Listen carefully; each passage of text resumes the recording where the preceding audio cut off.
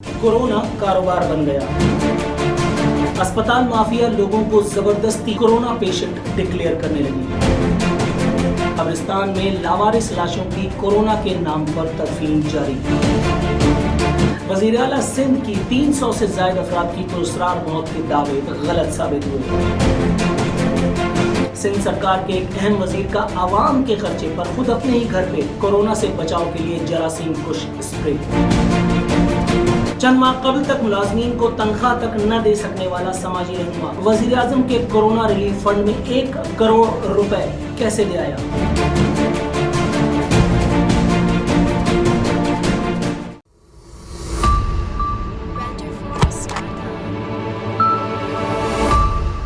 अस्सलाम वालेकुम, मैं हूं नूरुल आरफीन सिद्दीकी और आप देख रहे हैं आरफीन नामा की एक और स्पेशल एपिसोड। कोरोना बाकायदा इस वक्त एक कारोबार की शक्ल इख्तियार कर चुका है। इस कारोबार में बहुत सारे स्टेक होल्डर्स हैं, बहुत सारे।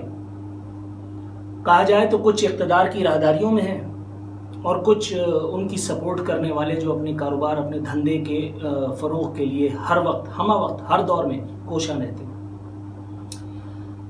एक स्टेक होल्डर है अस्पताल माफिया।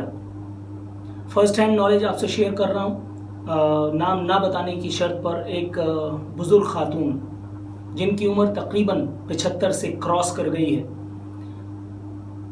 पिछले हफ्ते एक मारूफ अस्पताल में दिल के मसले की वजह से, किसी मसले की वजह से उनको ले जाया गया।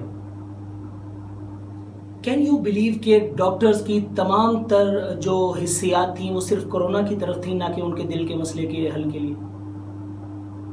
डॉक्टर्स ने दिल के मसले के हल के लिए ईसीजी कराने तक की तौफीक नहीं समझी। वो खातून 5 से 6 घंटे अस्पताल में रहीं। उनके साथ जो मामलात थे उसका तज़किरा इस वक्त यहाँ माँ सिवाय एग्जैजरेशन के और कुछ नहीं होगी। उन खातून और उनके बेटे से जो मेरी गुफ्तगू रही उसका लुब्बे लुबाब ये कि डॉक्टर्स का इसरार था कि आप कोरोना की पेशेंट हैं। कोई सिम्टम्स बिल्कुल किसी किस्म के नहीं थे, बिल्कुल किसी किस्म के कोई सिम्टम्स नहीं थे। कम से कम वो सिम्टम्स तो बिल्कुल भी नहीं थे जो इलेक्ट्रॉनिक मीडिया या प्रिंट मीडिया के जरिए आवाम में तशहीर किए जा चुके हैं। उसके बावजूद डॉक्टरों का इसरार था कि आप कोरोना पेशेंट हैं और आपको जो है वो कोरोना के इलाज के लिए हमारे पास एडमिट रहना पड़ेगा। जिस तरह से उन्होंने अस्पताल से जान छुड़ाई, जिस तरह से उनका बेटा उनको वहाँ से लेकर के निकला, ये एक बहुत लंबी और अवार्ड विनिंग दास्तान है जिसका तज़किरा किसी और वक्त पे उठाए रखते हैं। एक मौसूफ सिंध के नवाही इलाके में, नाम नहीं लेना चाह रहा, टेलीफोन कॉल के ज़रिए उन्होंने मुझसे अपना ये मुद्दा शेयर किया। मैंने वीडियो कॉल के लिए इसरार किया, उन्होंने वीडियो कॉल की इजाज़त दी। उसके बाद मैंने उनसे और उनके पूरे घराने से गुफ्तगू की। बीमार वालिद जिनकी उम्र तकरीबन 65 प्लस होगी गालिबन, मुतअद्दिद अमराज का वो शिकार थे। उनका इंतकाल हुआ। उनके इंतकाल के साथ ही उनके घर पे पुलिस मोबाइल नाजिल हो गई कि जी वो आपके घर पे एक इंतकाल हुआ है, तो वो कोरोना पेशेंट था। घर वाले हक्का बक्का, सबका इसरार ये कि भाई ये कोरोना से इनका क्या ताल्लुक़, इनके तो फलां अमराज का यहाँ फलां डॉक्टर से फलां अस्पताल से इलाज चल रहा था और ये हमारे पास बाकायदा वो सारे सबूत मौजूद हैं। पुलिस वालों को इसरार के नहीं, हमें अस्पताल वालों ने बताया है जहाँ से आप इनको लेकर के आए हैं कि ये कोरोना पेशेंट है। और उसके बाद उनकी तमाम तर जो पूरी कोशिशें थी, काविशें थी, वो ये थी कि किसी तरह से उस डेड बॉडी को ले करके और कोरोना के नाम पर उसको वहाँ ले आकर के और उसकी तदफीन कर दी जाए। कैन यू बिलीव कि ये इसी इस्लामी जमहूरिया पाकिस्तान में हो रहा है। अनबिलीवेबल। ये अंदाज़ा लगाइए कि आपके खुदा न खास्ता अल्लाह माज़ल्ला तौबा इस्तग़फ़ार, मेरे मुंह में खा, किसी आपके अपने की मौत हो जाती है और आपके साथ कोई ये हरकत करे कि आपको उसकी नमाज जनाजा तक ना पढ़ने दी जाए, वो आपसे छीन करके ले जाया जाए और जिस तरह से किसी माज़ल्ला नजिस चीज़ को ज़मीन में गाड़ते हैं उसको शहीद कह करके और गाड़ दिया जाए। क्या शहीदों के साथ यही सुलूक इस्लाम बताता है? सिर्फ 5 रुपए में 10 मुफ्तियाँ आपने अपने पेरोल पे रखे हुए हैं और वो मुफ्तियान कराम डंडे के खौफ से आपके हक में तोते की तरह से फतवे दिए चले जा रहे हैं। इसलिए आप लोगों को हराम मौत भी मारेंगे। एक वाकया कराची का ایک واقعہ انٹیریئر سندھ کا، اور اب سنیے پنجاب، جہاں وسیم اکرم پلس نامی ایک سواری اڑتی یا دوڑتی پھر رہی ہے۔ ایک جوان لڑکا، نام میں کسی کا بھی نہیں بتا رہا، آئیڈینٹیفیکیشن کسی کی نہیں بتا رہا، کہاں کیا واقعہ ہے، میں صرف وہ مدعا بتا رہا ہوں، کسی کی آئیڈینٹیفیکیشن دینا بالکل مقصود نہیں ہے۔ ایک جوان لڑکا، ہارٹ اٹیک میں اس کی موت ہو گئی۔ جب اپنے جہاں وہ رہائش پذیر تھا وہاں کے ایک چھوٹے سے اسپتال میں اس کو لے گئے اور ڈاکٹروں نے اس کو ڈکلیئر کر دیا کہ جی یہ اس کی موت ہو چکی ہے ہارٹ اٹیک کی وجہ سے۔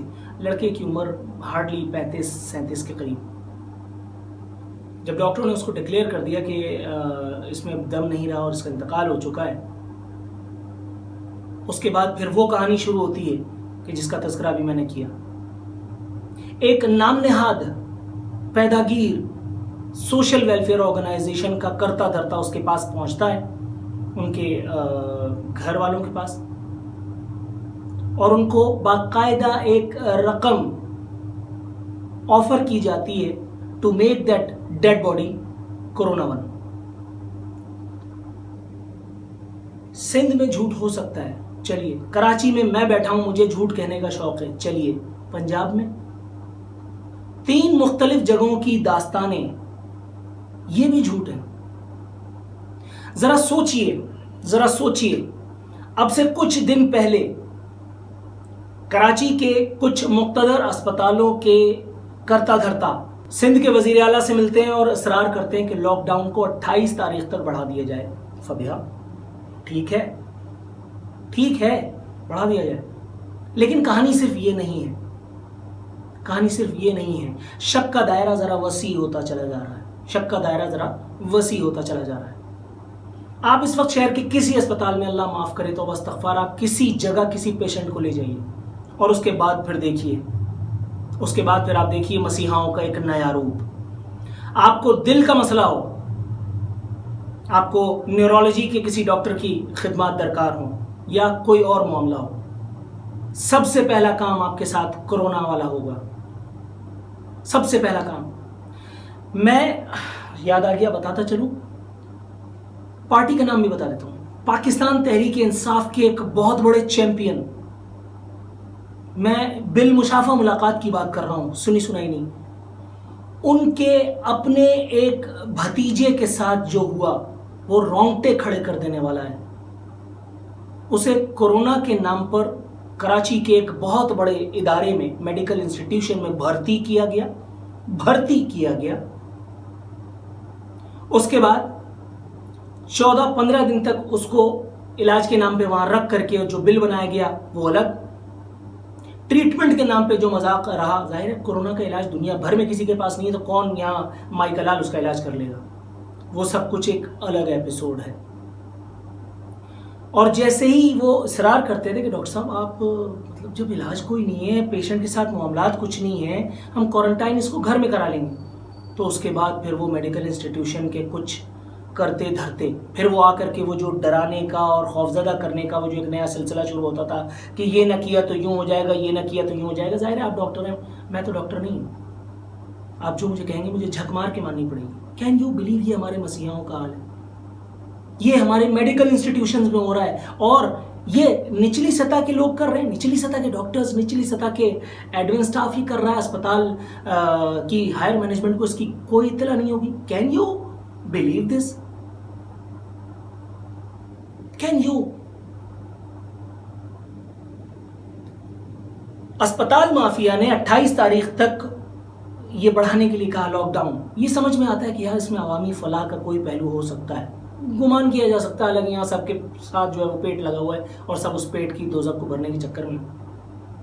لیکن اس کے بعد یہ سارا گورکھ دھندا جو ہو رہا ہے، دل کا پیشنٹ جائے، دماغ کا پیشنٹ جائے، گھٹنا ٹوٹا ہو، ہاتھ ٹوٹا ہو، آپ کورونا پیشنٹ ہیں جی، اسے کیا کہیں گے آپ؟ اب آ جاتے ہیں لاوارث لاشوں کے ساتھ جو سلوک ہو رہا ہے۔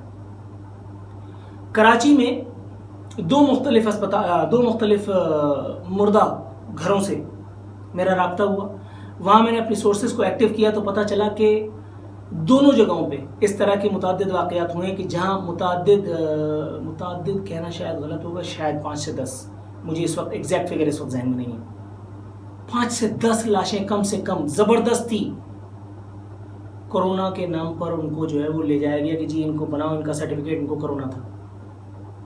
مرتا کیا نہ کرتا، اسٹاف بنائے گا، اسٹاف نے بنایا، بنا کر کے دیا، اور یہ کار خیر کروانے والے سرکاری لوگ تھے، سرکاری لوگوں نے باڈیز ریسیو کی، اس کے بعد ان کی جس تام جھام کے ساتھ لے جا کر کے تدفین کی گئی وہ ایک الگ داستان ہے۔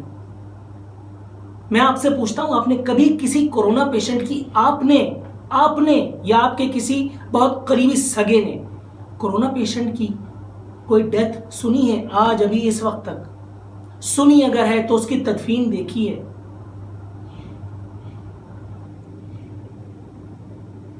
وہ قبرستان جن کو مختص کیے جانے والا تھا وہ کہاں ہے؟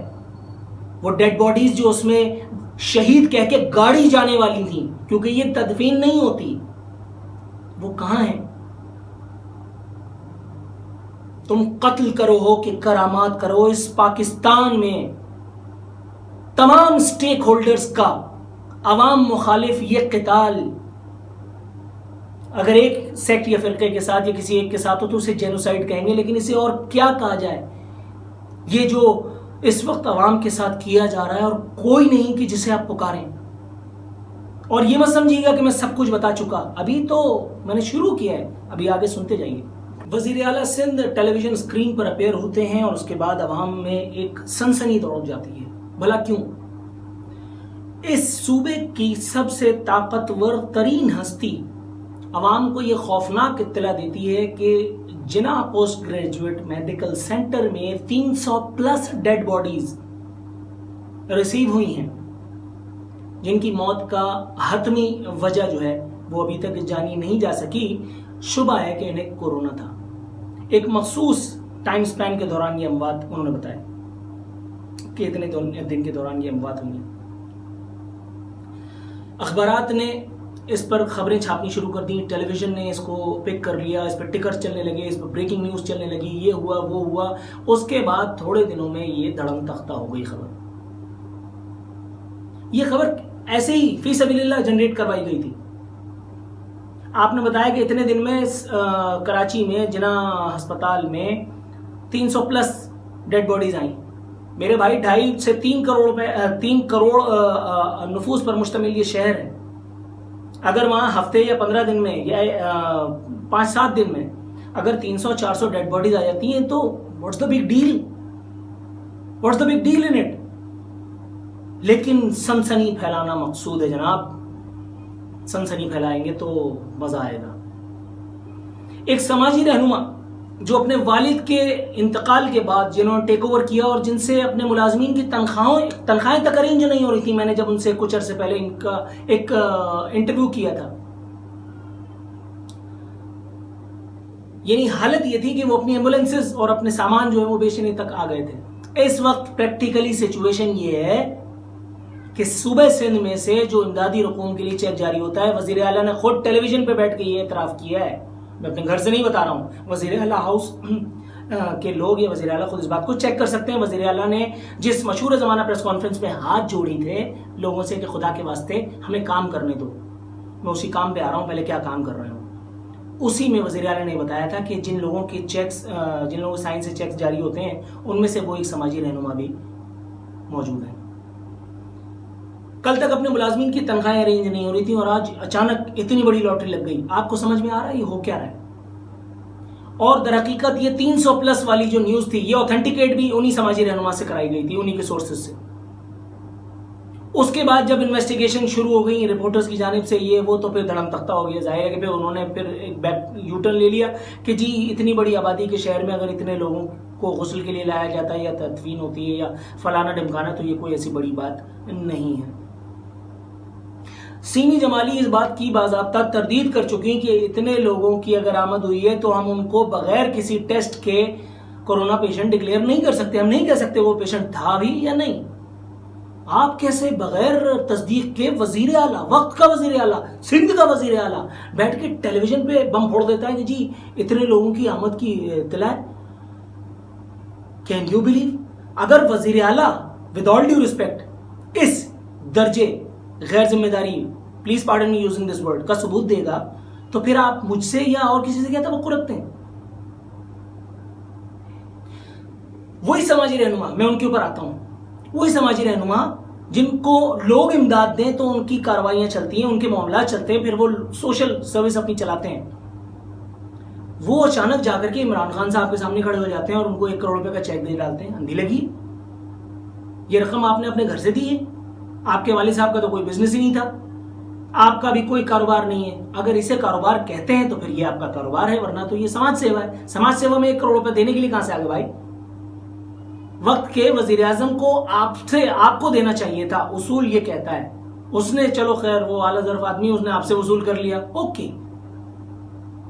آپ کیسے چلے گئے وہاں دینے کے لیے؟ آپ نے ان تمام لوگوں کو کیسے ڈیسیو کیا جو آپ پر اعتماد کر کے آپ کے انسٹیٹیوشن کے لیے، آپ کے ادارے کے لیے، آپ کے آرگنائزیشن کے لیے، جنہوں نے اپنے دامے درمے سخن عطیہ دیے تھے.